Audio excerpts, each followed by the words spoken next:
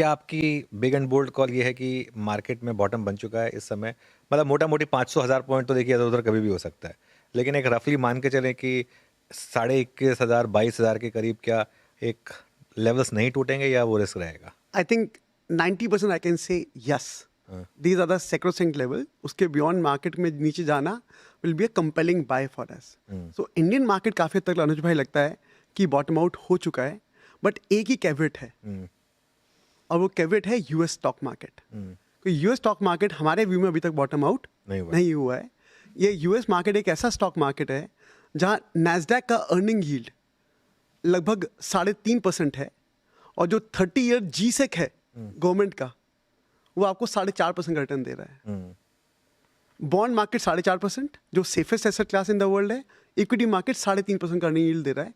तो मुझे लगता है कहीं ना कहीं ये जो डाइकॉटमी जब खत्म होगी और यूएस मार्केट में एक वैल्यूएशन फेयर आएंगे तब हमें लगता है कि यूएस मार्केट बॉटम आउट होगा और तभी काफी हद तक इंडियन मार्केट भी बॉटम आउट हो जाएगा. लेकिन उससे पहले इसका मतलब आप कह रहे हैं कि अभी भी मार्केट में पेन हो सकता है और खास तौर से अगर ये मूव आया तो क्या डॉलर रुपी जो है वो और बड़ा मूव दिखा सकता है, एफआई की सेलिंग बढ़ सकती है? इन दैट केस मतलब एक कहीं ना कहीं एक सेंस ये बन रही है कि क्या एक आखिरी वाली गिरावट भारतीय मार्केट के लिए अभी भी बाकी है? फिर I think if I can say a bold call, yes, but it's a good time to accumulate. So you said Amit भाई बाय करना है तो बाय नहीं करना, भी एक्यूमुलेट करना है. केवल क्वालिटी स्टॉक्स को आपको एक्यूमुलेट करना है. To give you FI stats 2022 से लेके और मार्च 2026 तक एफआईज ने लगभग 10 लाख करोड़ का माल बेचा है. 10 lakh crore is a huge number.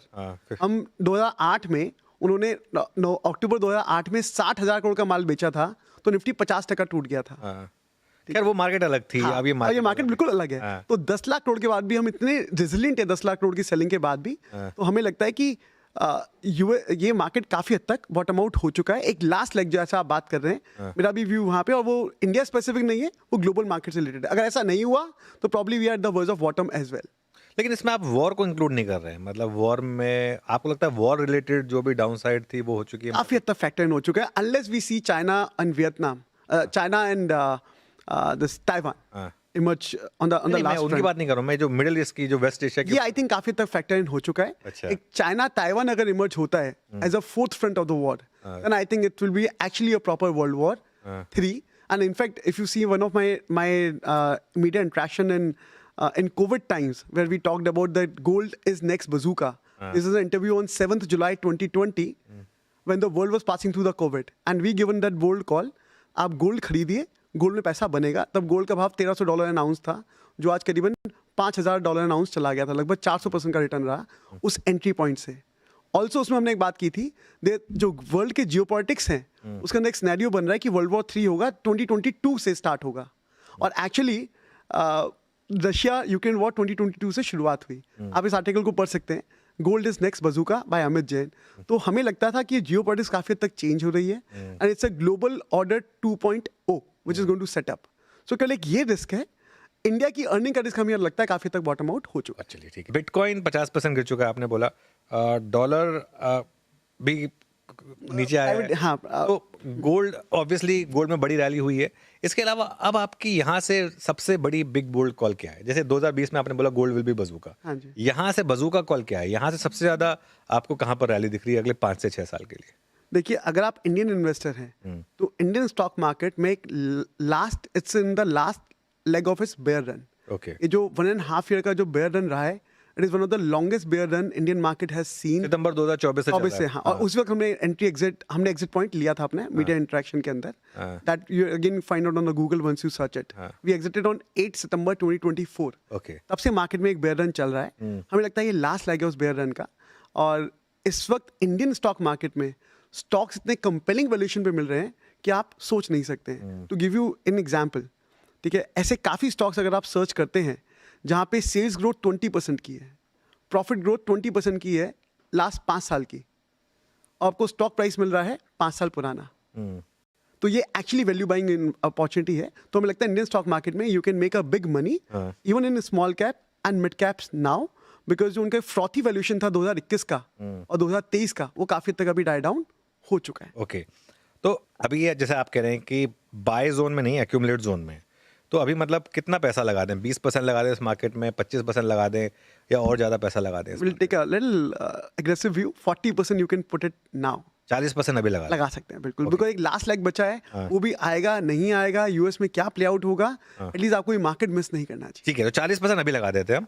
बाकी के 60% के लिए क्या बड़ी गिरावट का वेट करें या कंफर्मेशन का वेट करें कि बॉटम बन गया उसके बाद लगा? अब बाकी के 60% में भी हाँ। आप 20% के अच्छे ETF, हाँ, आप बैंक ETF ले सकते हैं। हाँ। इवन IT पे हम लोग कॉन्ट्रा बुलिश हैं, हमें लगता है IT यहाँ से बॉटम आउट होना शुरू होना चाहिए। हाँ। एक रिजल्ट के बाद हमें क्लैरिटी आ जाएगी इन्फोसिस के, जो भी 10-15 दिन के अंदर आ जाएगा। IT ETF में आप लगाएं और ETF को एज अ कैश ट्रीट करें। जब भी आपके स्मॉल कैप में गिरावट आए, आप ETF से उसको एवरेज आउट करें। और स्मॉल कैप में ऐसे काफ़ी स्टॉक मिल रहे हैं जहाँ ग्रोथ मतलब आपका बिजनेस प्रॉफिट डबल हो गया है 4-5 सालों में, पर स्टॉक प्राइस आपको 5 साल पुराना मिल रहा है। तो आप आराम से 40% अच्छे स्मॉल कैप मिड कैप में लगाएं, 20% के आप ETF रखें और 20% गोल्ड में रखें as a cash buffer. Okay. तो ETF और गोल्ड आपका बफर होगा, जो आपका फीडर होगा स्मॉल कैप और मिड कैप के लिए, अगर उनमें डाउनफॉल आता है तो। आईटी पर मैं अपना एक्चुअली अगला सवाल पूछने वाला था, अच्छा वो आपने प्रीएम्प्ट कर दिया, क्योंकि अगर आप कह रहे हैं कि वो एआई ट्रेड का रिवर्सल है, तो क्या यही रीज़न है जो आप आईटी पर बुलिश हैं? दूसरा सवाल, भले ही अभी प्राइस टू अर्निंग्स काफ़ी अट्रैक्टिव लग रहा हो, लेकिन बहुत लोगों को ये लग रहा है, एक रिपोर्ट भी आई थी, आपने पढ़ी थी आई थिंक 3-4 महीने पहले, कई लोग कह रहे थे कि उसमें टीसीएस का नाम तक लिया गया था कि ये कंपनियां इनके सॉफ्टवेयर की ज़रूरत ही नहीं पड़ेगी, ये सब क्लाउड और इन सब के बाद। तो ऐसे में व्यू कैसे लें कि अर्निंग्स जो है आईटी की यहाँ से किस तरफ जाएंगी? ऐसे में तो प्राइस अर्निंग, अगर अर्निंग्स आधी हो गई तो प्राइस अर्निंग आज भी महंगा है फिर तो। आप सही कह रहे हैं। देखिए, एक चीज़ ध्यान रखनी पड़ेगी हमें कि जब भी हम किसी सेक्टर को वैल्यू करते हैं तो हम आने वाले 5 से 10 साल का अर्निंग का व्यू लेके चलते हैं। हाँ, हमारे व्यू के हिसाब से ये जो प्राइस है, ये बहुत कंपेलिंग प्राइस है, at least from a trading perspective. अगर मुझे यहाँ से 20% रिटर्न बनाना है लगभग आने वाले 1 से 1.5 साल के अंदर, at a portfolio level, not at a stock level, at a portfolio level, तो मैं IT ETF में इन्वेस्ट करना पसंद करूंगा, क्योंकि जो प्राइस कंपेलिंग, क्योंकि रिजल्ट्स में ये रिफ्लेक्ट होते होते जो AI का इम्पैक्ट है उसको लगभग 4 से 5 साल लगेंगे। I am asking a question to you now, आपको कोई भी चीज़ अगर AI सर्च करके देता है, क्या आप उससे पूरी तरीके से ट्रस्ट करते हो या 4-5 बार चेक करते हो आप? नहीं, मैं तो अब ट्रस्ट करने लग गया हूँ। AI को पूरी तरीके से चेक करने लगे? मैं ट्रस्ट करने लग गया हूँ, अगर क्योंकि आपको क्योंकि मैं इसलिए ट्रस्ट करने लग गया हूँ अमित, क्योंकि मैं काफ़ी यूज़ कर रहा हूँ AI almost on a daily basis. और अब देखिए, शुरू में काफ़ी चेक्स एंड बैलेंसेस किए मैंने, क्रॉस चेक करता था, लेकिन आज की डेट में अब मैं उस स्टेज पर आ गया हूँ जहाँ पर मैं चैट जीपीटी या क्लाउड में जो भी आता है उसको मैं मान लेता हूँ कि ये सही बोल रहा है। आपके लिए हो सकता है परफेक्ट हो, हाँ। बट एक कंपनी जैसे इन्फोसिस और TCS के सबसे बड़े क्लाइंट जो है वो यूएस के अंदर बैंकिंग सर्विसेज हैं। हाँ, क्या बैंक अभी AI पे ट्रस्ट करना शुरू करेगा? हाँ, वो वो क्वेश्चन तो मार्क सवाल है। हाँ, वो क्वेश्चन मार्क है। हाँ। तो अभी हम TCS और इन्फोसिस की बात कर रहे हैं। हाँ। इनका मैक्सिमम एक्सपोजर यूएस बैंक्स के और यूएस फाइनेंशियल सर्विसेज से आता है, इंश्योरेंस कंपनी से। हाँ। इन्फोसिस ने अभी इंश्योरेंस कंपनी खरीदी है। क्यों नहीं ट्रस्ट करेंगे आप AI it will take time to get validation, because आप अपने $1 बिलियन एम्पायर को केवल एक AI के ट्रस्ट के बेस पे आप उसे रिस्क पे नहीं डालेंगे। बट इसका काउंटर भी है। हाँ। कई लोग ये कहेंगे कि ह्यूमन एरर बल्कि हट रहा है यहाँ से, और एआई जो है वो एकदम मशीन बेस्ड है, तो ये बिल्कुल गलती नहीं करेगी। 5 साल बाद हो सकता है हाँ। ट्रस्ट। अभी मुझे ट्रस्ट करने पे, अगर मैं एक सॉफ्टवेयर हूँ, मैं बैंकिंग का फिनेकल यूज करता हूँ एग्जांपल, हाँ, हाँ, ठीक है? हाँ। फिनेकल में can I remove Finacle and put something into AI on blockchain after approval from regulator? Regulator will not approve it very fast. हाँ, हाँ, Regulator will always take time to understand, because they are always regressive. Unless they see a case study of 5 to 10 years of history of successful implementation, they will not approve it. आज तक हिंदुस्तान के अंदर blockchain का अगर आपको approval लेना है regulator से, you face lot of challenges. So blockchain या कोई भी ऐसी जो नई टेक्नोलॉजीज हैं, उनमें अडॉप्शन में समय लगेगा, जो लगभग 5 साल का है। इससे पहले आप इस एक रिवर्सल ट्रेड को आप प्ले आउट कर सकते हैं। ये उतना ही व्यू है। आई एम नॉट सेइंग कि IT मुझे 10 साल के हिसाब से खरीदना है। फिर आईटी फिर रुक क्यों नहीं रहा है, गिरे क्यों चले जा रहा है? मतलब देखिए, अभी जो सेलिंग है, आई सेड 10 लाख करोड़ का सेलिंग हुआ है 2022 से लेके अब तक। FIS को देखिए, एक और डायकॉट में थी इंडियन मार्केट में 3 साल पहले। 3 साल पहले हमने हैंगसेंग टेक इंडेक्स में इन्वेस्ट किया था, जो इंडियन ब्राउजर्स में लिस्टेड है। हम ETF में बहुत इन्वेस्ट करते हैं हम लोग। हमें लगता है जो भी ETF वैल्यू बाइंग अपॉर्चुनिटी है, क्योंकि हमारे फैमिली ऑफिसेज जो है वो बड़े क्लाइंट होते हैं, ठीक है? उनको बड़ा अमाउंट लगाना होता है, ना कि स्मॉल कैप में 1-2 करोड़ लगाना होता है, उनको 50-100 करोड़ का पैसा लगाना पड़ता है। तो हम सोचते हैं कि ETF में सेफ्टी भी ज़्यादा होती है। हम सब मानते हैं, आप भी काफ़ी प्रोपोगेट करते हैं ETFs को सेफ्टी के साथ। तो हमने ETF इन्वेस्ट किया हैंगसेंग ETF।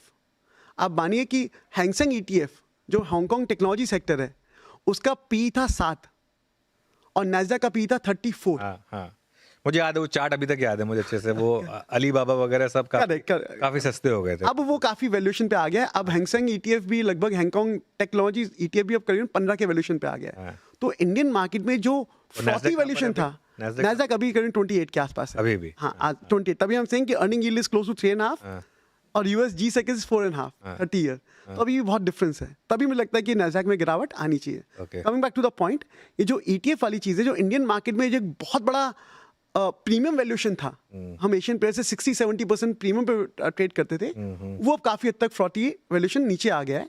तो FI बेच रहे हैं क्योंकि उनको पुरानी जो इमर्जिंग मार्केट्स हैं वो और बहुत सस्ते मिल रहे थे, बट अब धीरे धीरे वो गैप कम हो गया है। इंडिया का प्रीमियम वैल्यूएशन काफ़ी तक नीचे आ गया है और जो सस्ते मार्केट थे 7 की पी मल्टीपल पे, वो भी अब 12-13 की मल्टीपल पे आ गए हैं। तो ये जो गैप कम हुआ है, इससे सेलिंग आगे जाके अब धीरे धीरे कम होनी चाहिए। अब आपको आने वाले 3 साल में 10 लाख करोड़ की सेलिंग नहीं दिखेगी फॉर श्योर।